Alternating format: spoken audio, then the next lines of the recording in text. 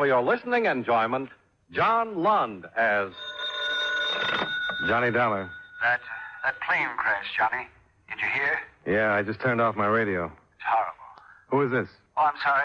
Sam Harris, Columbia. Oh, yeah, sure. Does your company carry the policies in that airline? Yes, but I'm not thinking of that. That crash was planned. Oh, they're definite about it now? Yes, an explosion. Some kind of a bomb. There were 13 people killed in the plane, and they don't know how many in the houses it crashed into. We've got to place responsibility. The company wants to do whatever it can. We've got to find whoever is responsible. Yeah, sure, Mr. Harris. You want me to go out there? Yes, we do. The airline representative is a man named Reed. Go out and do everything you can.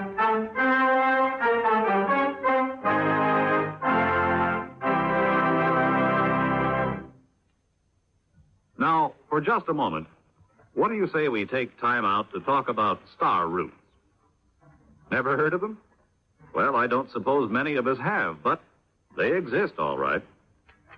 Now, those of us who live in cities or in other localities where regular letter carriers drop off our mail probably never wonder how mail is handled in places where almost no one lives, where there's hardly anything and not much reason for going there.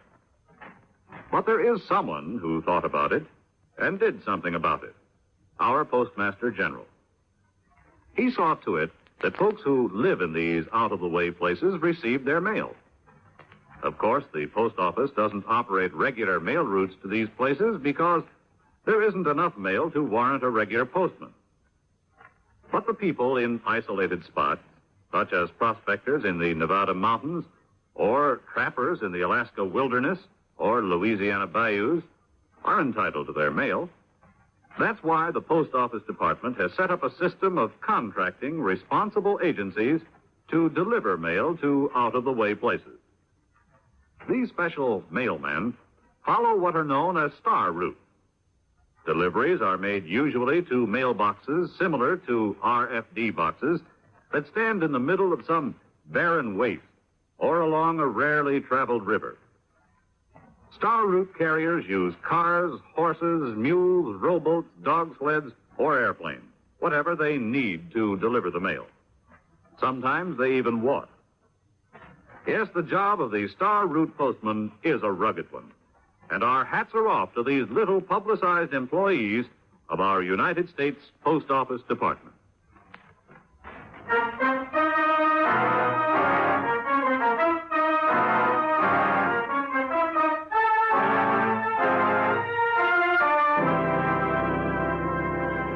Expense account submitted by Special Investigator Johnny Dollar to Home Office, Columbia All Risk Insurance Company. The following is an accounting of expenditures during my investigation of the Fairway matter. Expense account item 1, $250, cab fare to the scene of the plane crash, which, as you know, covered quite a bit of territory.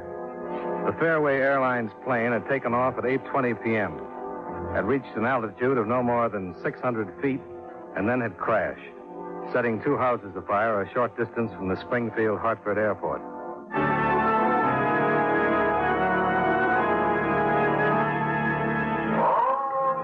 I got there a little after 9:30. One house had been partially saved, but the other had been completely demolished. The family of 4 living in it had been killed. The parents of 1 child in the first house were not expected to live. And beyond, twisted pieces of the plane were scattered across a field. Fragments still smoking, turned white by the foam from chemical extinguishers. Mr. Reed? Mr. Carl Reed? Mr. Carl Reed? Sarah! Over here! Please tell me! Please, Mr. Reed, at least go and wait in your car. We'll let you know as soon as we can. My baby, my baby. Yes, sir. What did you want? My name is Dollar, the insurance company. Insurance company? Good Lord. This is hardly the time to worry about money, is it? I'm only an investigator. They've hired me to help in any way I can to fix the plane. I'm sorry. I misunderstood. Yes. You'll have to excuse me, Mrs. Goodyear. There are some things I have to do. Come along, Mr. Dollar. She doesn't know about the explosion. She thinks there's a chance her daughter wasn't on the plane, but she was. She was a stewardess. You haven't told her? I can let her hope for a couple more hours. Oh, why shouldn't I? I've had to tell so many people. Oh, it's horrible. Horrible. I think even worse than if it had been an accident. When you know it was premeditated, when you know someone planned it. What kind of a person would you have to be to plan something like this? Yeah, it's hard to believe, Mr. Reed. But we have proof. There was an explosion in an extreme aftersection. Destroyed all the control cables to the tail assembly. I don't suppose the civil aeronautics man is here yet, huh? No, but he's on his way. They're sending one of their best, S.W. Nugent. Captain Lenhart of the state police is here, though. Oh? Well, I'd like to talk to him then. Do you have any idea where he is? Well, the last I saw him, he was over there by that... Oh, Smith. But see the group of men over by the hangar? Yeah? He might be there. They collected the bodies there. Made as many identifications as possible. Look, I know it's bad, Mr. Reed, but don't you go to pieces. That wouldn't help at all. I'll be all right. I'll see you later. Yeah. I remembered Captain Jim Lenhart from a case we'd shared last year, and I found him in the group of silent men. Their silence and their expressions told better than words how they felt about the row of sheet-draped bodies on the ground. How was Reed making out? I thought it was going to pieces a little while ago. Well, he's still in pretty bad shape. He's not alone. It might have been worse. Plane could have been filled. Yeah.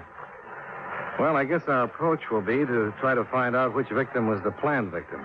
Yeah, that's what we have now. I don't see any other way to start, do you? No.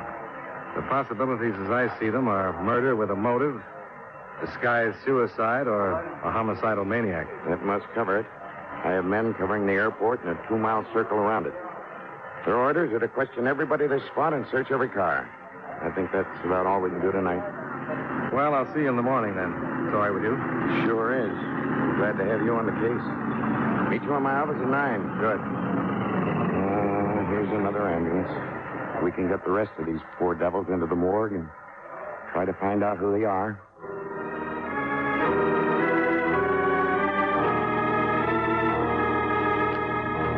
The next morning, the official findings were released. The explosive had been nitroglycerin. It had been detonated by some electrical means, which it was assumed was connected to a timing device that had not yet been found. Captain Lenhart's men had questioned a number of suspicious characters near the airport without result. But Lenhart himself had received an anonymous tip on a possible suspect, a Wilbur Wheeler, who was a member of the ground crew that had serviced the plane just before its takeoff. Wheeler was shown to the captain's office about 40 minutes after I'd gotten there. Why did you pick me to come up here? Why didn't you get Straker or Mills? They're over me. It's just routine, Wheeler. Routine? You must have a reason. I got a right to know if you got a reason, haven't I? Why do you think we started with you? Well, I'm asking you, aren't I? The stewardess who died in that crash, Shirley Goodhue. I knew her. We understand that she meant something to you. Weren't you in love with her? Yes. We understand you made quite a pest of yourself, phoning her at home and waiting for her at the airport. And then a week or so ago, you learned she was going to marry the co-pilot who was killed. What's his name? Bill Strand. Wasn't it, Wheeler? Yes. You're saying that you think I caused that crash. Well, you wanted to know why you were here. I told you it was just routine, Wheeler. And it would have been if you'd acted differently, but it sounds as though you're trying to hide some facts from us. I won't anymore.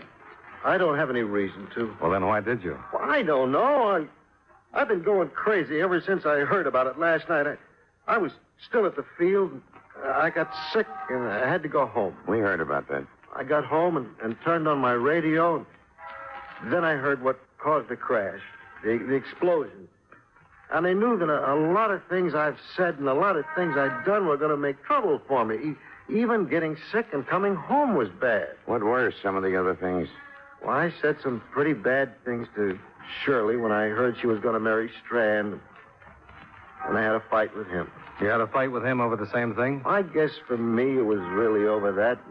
He ordered me around one day, and I didn't like it. And that's how it started. He beat me up pretty bad. Said he'd have my job. And I told him that I'd see the day his plane with him in it would be plastered all over some hill. I know what it sounds like now, but it didn't mean anything. It was just talk. It was plenty of that, all right. You heard enough, Dollar? I think so. And that's all, Wheeler. I can go? Yeah. Nobody'd be stupid enough to compromise himself the way you did and then pull a job like this. All right. I sure made a lot of mistakes. I know that. Yeah. Just be around where we can find you if we want to talk anymore. I can't go back to that airport, sir. I was going to call them and quit, if it's all right with you. Just be where we can find you, that's all. I will. I'm sorry. A lot of people are, Whitley. Yes, sir.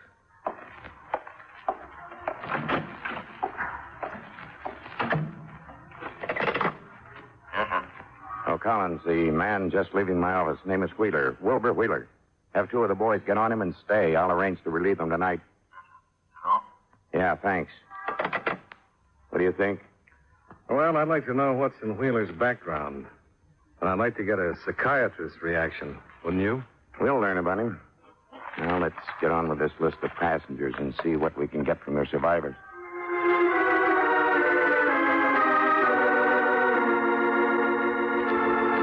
We spent the rest of the day in the efforts of 6 more of Captain Lenhart's men preparing files on the 10 dead passengers. One file contained nothing but a name, Rupert Stone.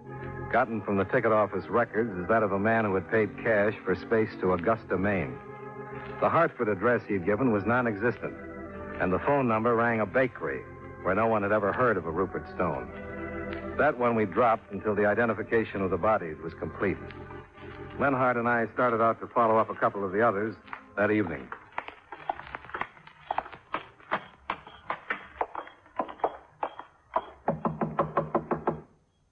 This is rotten work. Yeah, check.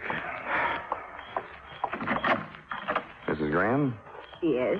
This is Mr. Dollar, and I'm Captain Lenhart of the State Police. We'd like to talk to you about the death of your husband.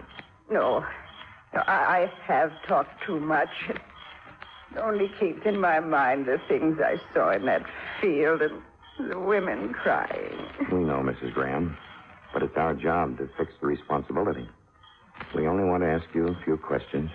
You'd want to help find whoever caused all those deaths if you could, wouldn't you? How can I help? May we come in? All right. But only a little while. I haven't slept. Thank you. No, Skipper, be quiet. He knows, poor old dog. And very soon he will die. Then I will be alone. Oh, please sit down. Thank you, Mrs. Graham. Thank you. Mrs. Graham, your husband... Yes? He bought space to Boston, didn't he? Yes. Martin's brother is buried there. Martin was a religious man, and quite often he would go to visit his brother's grave. I see. I think that's all we needed, wasn't it, Dollar, to recheck his plans? Yeah, I think that was all. Then we better go. We're sorry we had to bother you, Mrs. Graham. And thanks very much for seeing us. It's all right. Thanks very much. Oh, don't bother to get up. You don't have to come to the door with us. Good night. Good night. Good night, Mrs. Graham. Quiet, Skipper. He won't come back. I couldn't cut it. I think that dog did it. Sorry. Don't apologize to me. This hasn't happened to me since I was a rookie. Why don't we have a drink on the way downtown? Well, it suits me. You know Al's on Front Street? Yeah, that's fine. Any place. I'll phone in from there and have Collins check me off duty.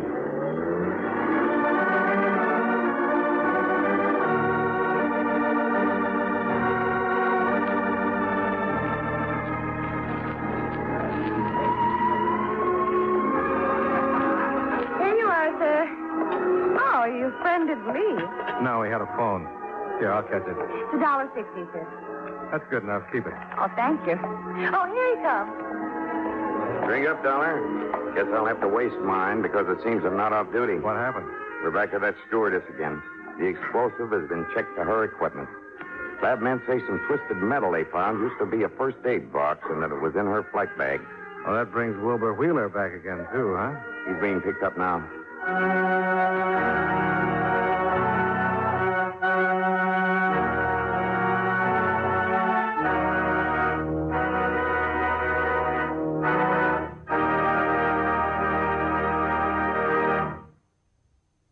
You know, many great men have attained the highest office in our land, the presidency of the United States. Can you guess the name of this man? He was a president of several firsts. He was the first vice president to become president through the death of the chief executive, the first president to be married in office, and the first president against whom impeachment proceedings were introduced. He graduated from William and Mary College at 17, and at 26 was elected to Congress. During his administration, a treaty was signed which opened the door to Oriental trade for the first time. If you don't have his name by now, here's one more important clue. On the last day of his term, he signed a resolution providing for the annexation of Texas. Who was he?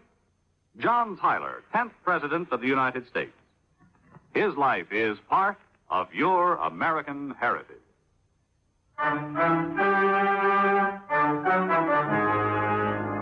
And now, with our star, John Lund, we bring you the second act of Yours Truly, Johnny Dollar.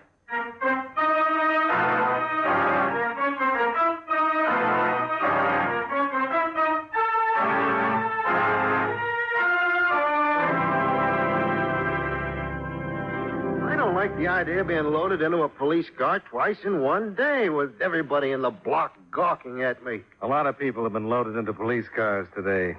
They were glad to come in and do anything they could to help clear this up. Oh, I want to help, too. I didn't mean it that way. We're glad to hear that. How long have you worked for the Fairway Airline? Oh, about a year and a half, I think. What'd you do before that? I want to know why you're asking questions like that. Why did you bring me back here? Because some new evidence has turned up, that's why.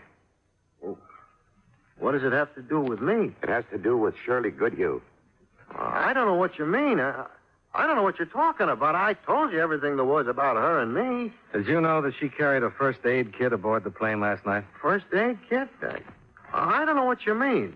You don't? After working there a year and a half? What did you do on the plane? Oh, brought food on, checked the water, a few other things. Things that the stewardess would be involved in. She'd be there with you, wouldn't she? Yeah, but I don't know what you're driving at. I don't know what you mean. Where did she put her first aid kit, Wheeler? Well, why do you ask me that? I don't remember. I didn't notice. They had a place they kept it, but I didn't notice. Was it open? I don't know. What was in it? Well, if I knew what you meant, I don't know why you're asking me these things. Look, each stewardess has a kit. They take it off the plane when they leave, and they bring it aboard when they report for work. I don't know what you're talking about. The explosive, Wheeler, the nitroglycerin that was hidden in her first aid kit. Well, I didn't put it there. Well, that's what you mean, but I didn't do it. I don't know anything about it. 13 people in the plane, Wheeler. 4 people in one of the houses that crashed. Probably 2 more in the other. I didn't do it. I didn't do it.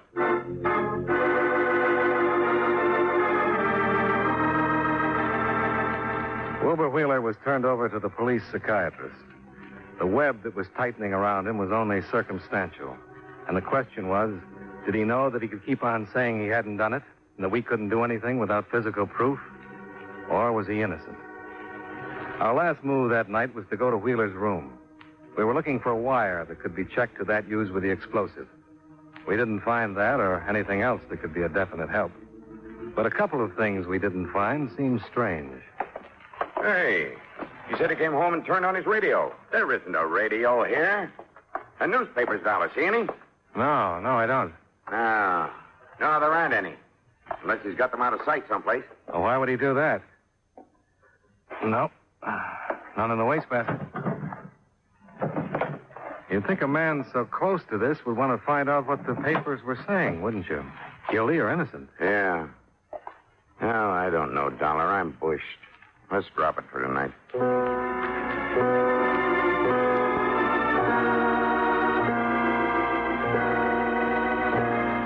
The next day, Lenhart and I talked to the psychiatrist, who'd spent a couple of hours with Wheeler. The doctor said the Wheeler was definitely suffering from a severe guilt complex. But whether that meant he had actually committed the crime or had only wished secretly that harm would come to Miss Goodhue wasn't clear yet. In terms of evidence, that meant nothing. The lack of a radio or newspaper in his room, the doctor tossed off as meaning merely that Wheeler was hiding from actuality. As Captain Lenhart put it, If that doctor thinks he helped my mental condition, he's wrong.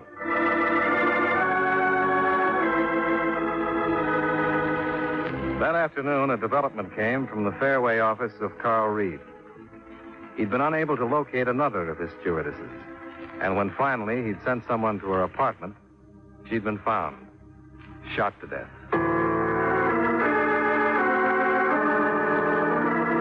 We met Mr. Reed at the scene of the second crime.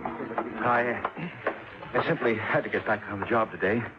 2 of our flights were delayed yesterday because of my going to pieces. You better watch it now, Mr. Reed. I don't know if I... Now, just take it easy. You tried to phone this girl and tell her to report for one of your flights. And when you sent somebody out here, she was found dead, huh? Yes, exactly. I hadn't tried to contact Alice before because Well, I knew that she and Miss Goodhue had been close friends and that she must have felt almost responsible for her death. Why, Mr. Reed? Why? Well, she was scheduled for the flight the other night. I thought you knew that. No, we didn't. I wish we had. But I told you. That night at the scene of the crash. I was talking to her mother, Mrs. Goodhue. Yes, I remember that. You said she thought there was a chance her daughter wasn't on the plane. But I told you the other girl was scheduled. No, Mr. Reed. You made it sound like Mrs. Goodhue thought her daughter was on a different flight. You didn't say anything about another stewardess. Good Lord. It's all right, Mr. Reed. The human mind isn't infallible, but it can correct its mistakes. Tell us now. Well, that's all right. Well, with everything else, I suppose it didn't seem important. I know our procedure is less exact than the regular companies. You see, the girls often traded flights. When did you find out about this trade? Well, not until Mrs. Goodhue told me that her daughter had gone to work that night. You didn't discuss it with her by any chance? No, I didn't discuss it. Well, that night and all of it, Then I think we'd better go see Mrs. Goodhue, Dollar.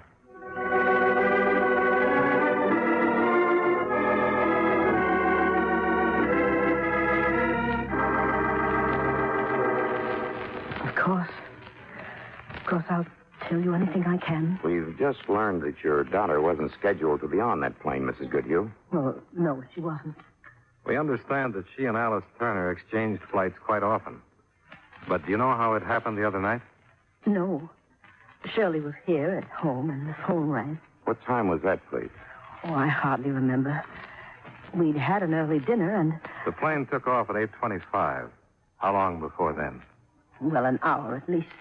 No, it was less than that because Shirley left in such a hurry. What did she say? Well, she said that one of the girls was sick and she was going to take her place on the flight. Just up to Maine and back, she said. She said she'd be home soon after midnight. I've never liked rush decisions, and I've always worried when Shirley left in a hurry like that. She did it quite often? Yes, they all did it. 6 of them live here in Hartford. I never liked it. Did she trade more often with Alice Turner than with the others? Do you know? Oh, I don't think so. It was an agreement. If one of them couldn't work, one of the others would fill in. Then it's possible that Alice Turner called some of the others before she called your daughter. Yes, it's quite possible.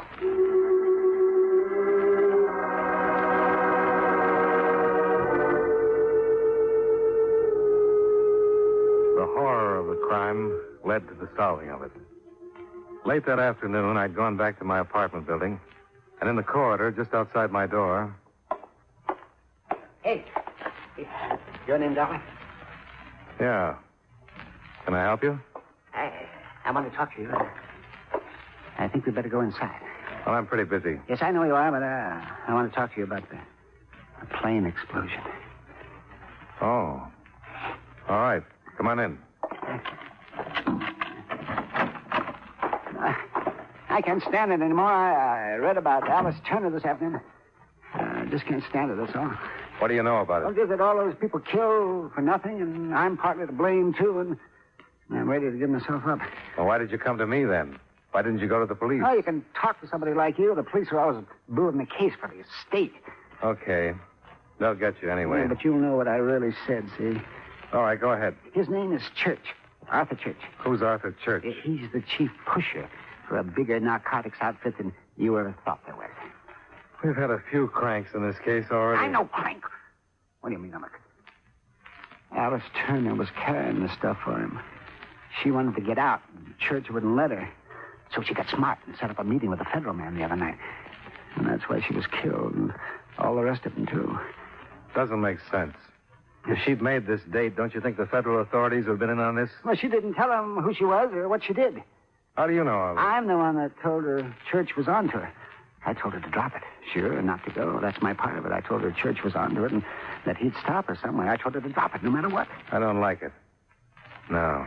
Why would she put Shirley Goodhue on the spot? Alice didn't know what would happen. I did. Who could know that he'd do anything like this? Well, why did he? If what you say is true, he could have stopped her some other way. That's my doing, too. I kept her out of sight, you see, and the other night I told her not to do anything, to stay where she was, and not to go to the field, and then she believed me.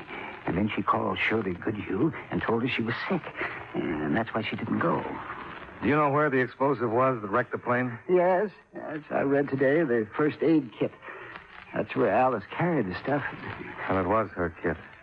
How did the Goodhue girl get it? Yeah, because she was called at the last minute, you see, and Alice had her things in a locker at the field. Oh, look, Mr. Dollar, I wouldn't be here if I wasn't telling the truth. It's a peddling rack for me, don't you see? But I've been reading these stories about the people that get killed and the families that are left, and I couldn't take it. I knew the truth, and then when Alice was killed, well, there was no reason for me not telling what I knew. Are you ready to go to the police? You heard what I got to say. I'm giving myself up, so... Do you know where this Arthur Church is? Yes. He and I live together. And you'll come with us? If I have to. Yes.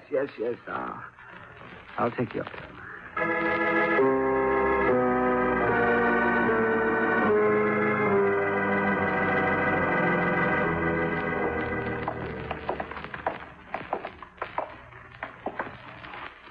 This is it, Moran? This is where I left him.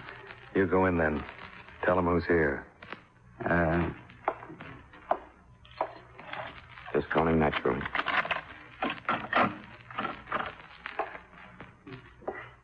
All right. Ward, are you here? I'm here yet. Oh, out of the way. I got him.